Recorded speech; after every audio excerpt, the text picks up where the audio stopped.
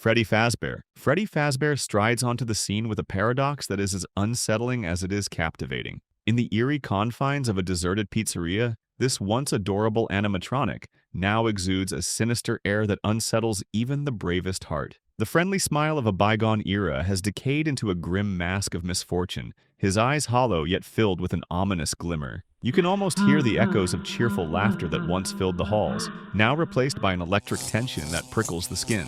Every rusty movement and creak of machinery confirms that beneath this outward guise lies a distressing intent. What was designed to entertain has succumbed to an atmosphere of neglect and fading dreams, its very design morphing into an invitation for nightmares. When the lights flicker and shadows dance across a hallway, the silent figure of Freddy reappears, and you are forced to reckon with the notion that behind a mask of nostalgia can lurk an unspoken threat. It is a revelation that even what was once meant to bring joy can, over time, turn into a haunting reminder of decay and lost innocence. With his unpredictable actions and the relentless ticking of time in a forgotten establishment, Freddy Fazbear leaves behind memories that haunt long after the final chime of a closing door. Voldo. Voldo appears in a swirl of bizarre theatricality, a figure whose every move defies any notion of order. From the famed arenas of Soul Calibur, his contorted figure and offbeat gait strike the viewer as both absurd and deeply unsettling. There is an almost mesmerizing quality to the way his limbs twist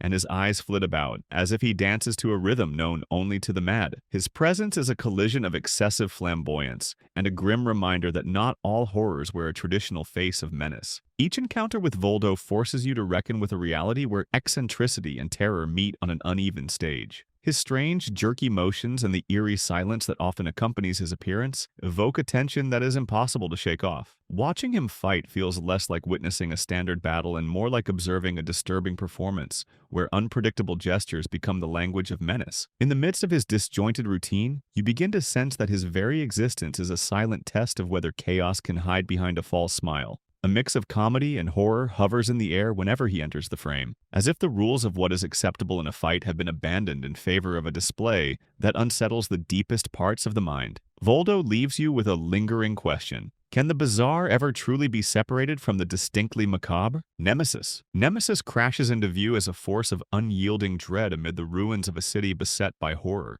In the shattered remains of Resident Evil 3's urban sprawl, its towering bulk roams with an intensity that smothers any hope of reprieve. With a frame that seems sculpted from nightmares and a face marred by the scars of relentless violence, this behemoth brings a weight that presses down on every nerve.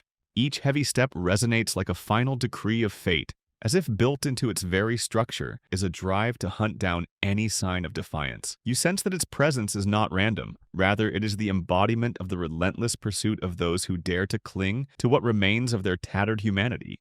The terror lies in the certainty that this creature's wrath does not end with a single encounter. Its eyes, burning with a strange intensity, seem to search for the smallest hint of weakness. In every chase through ruined streets and dark alleys, Nemesis imposes a slow, inexorable dread that transforms every heartbeat into a countdown. The sensation of being stalked by something so persistent shakes even the most stalwart resolve, and you cannot help but wonder at the dark reflection it casts upon your own inner fears. Here, in the midst of chaos and crumbling hope, every step taken is a reminder that escape from this relentless monster is a battle fought on the edge of despair. SCP-173. SCP-173 hovers at the edge of your vision, a nearly motionless sentinel whose stillness is both enchanting and deadly. Born from the collective creative whispers of internet lore, this unsettling figure exudes menace from the very air of its surroundings. Its crudely shaped form and blank, unyielding face hold a secret promise of imminent menace whenever sight strays for a moment.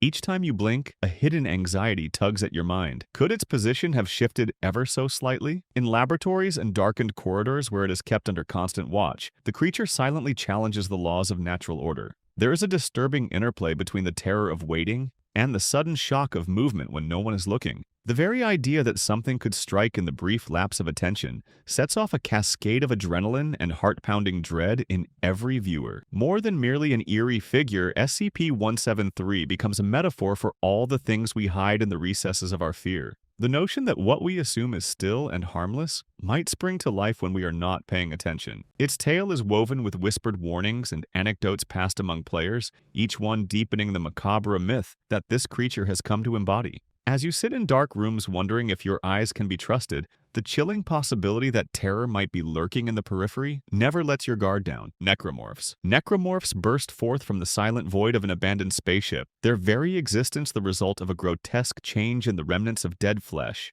In the claustrophobic horror of dead space, these abominations claw their way into the waking world with movements that defy nature, each contorted figure a repulsive mockery of the body that once was. Their anatomy, reshaped into unnatural angles and gaping wounds, creates an atmosphere where every shadow might hide a monstrous secret. The air is charged with tension as you realize that these creatures are not merely enemies in a dark corridor, but a living nightmare that strips away the comforting order of life and death. With every sudden lurch and burst of rapid motion, the necromorphs remind you that death itself can be twisted into something far more terrifying than a quiet end. The sound of metal scraping and flesh tearing becomes a sinister melody that punctuates the terror of survival. In a world where even the remnants of life have been abused by an unseen horror, these creatures seem to be a warning. Nothing stays as it once was. They force you to confront the possibility that the familiar can always hide an unimaginable horror, lurking just behind a veneer of memory. The chilling realization that every fallen comrade might reemerge as one of these shambling fiends adds a layer of dread that never quite loosens its grip. Lisa doesn't stalk you like a monster. She lurks behind a glass pane, within mirrors, between breaths, in the flicker. Her right eye was gouged out, her child was left to die on the floor, and she was stabbed to death by her husband while pregnant. The player, trapped with her, is forced to walk the same path over and over, through a hallway that loops endlessly as her ghost lingers in every corner. Lisa doesn't yell, she whines, she sobs, and when she shouldn't, she laughs. Sometimes she twitches like a broken puppet just behind you. Other times she appears in the bathroom mirror, convulsing silently in a blood-soaked nightgown. One of her eyes is missing, one red heel sits on her right foot, and her stomach, where she was stabbed, remains visibly stained. If you're unlucky, she'll rush towards you, and the game will reset like nothing ever happened. She doesn't just attack, she inhabits the space, the concrete room, the balcony, the hallway. When she's nearby, an extra footstep follows yours. The air turns dense as if someone else is breathing beside you.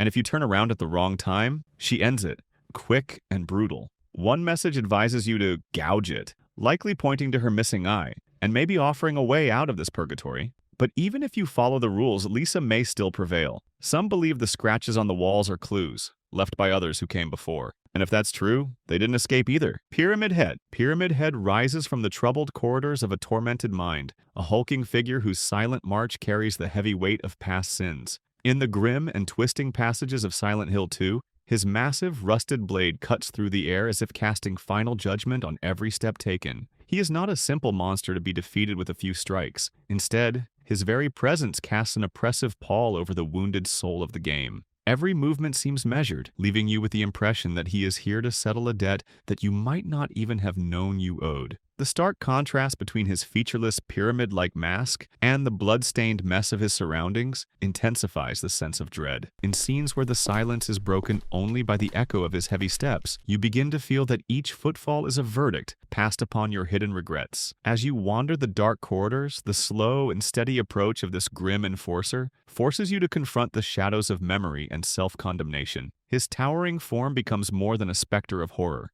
It is a living symbol of punishment that will linger long after the screen goes dark. Have you ever felt weighed down by your own guilt? With Pyramid Head standing before you, the answer becomes impossible to ignore, each moment a reminder of the price paid for past transgressions. Alma Wade. Alma Wade shuffles into view like a living nightmare born from a past steeped in hidden torment. In the unsettling pages of First Encounter Assault Recon, she exudes a terror that is as silent as it is unsettling. With a face that appears too far beyond the limits of childhood, and eyes that glisten with a sorrow you cannot name, Alma stares deep into the void of your own suppressed fears. Her mere presence unsettles the calm, as if her every glance and every twitch of her disheveled hair carries the weight of an unspoken tragedy. In moments of sudden appearance, the surrounding world seems to grow dim, leaving you with the unsettling feeling that you are witnessing not just a victim of circumstance, but a living embodiment of despair made flesh. There is something deeply disturbing about a child whose life has been twisted into an instrument of sheer terror. terror. The graphics of the game are never as frightening as the raw emotion she ignites within you. A sense of loss, of expectations turned to dust, and of a future robbed of innocence. Her eyes, dark and pitiless in their open stare, challenge you to recall what it means to be powerless before one's own inner demons. As Alma moves through the corrupted corridors of her world, she seems to carry with her the faint echoes of a time when hope was still imaginable, a time now buried under layers of unyielding horror. Today, we talked about some of the most disturbing video game characters.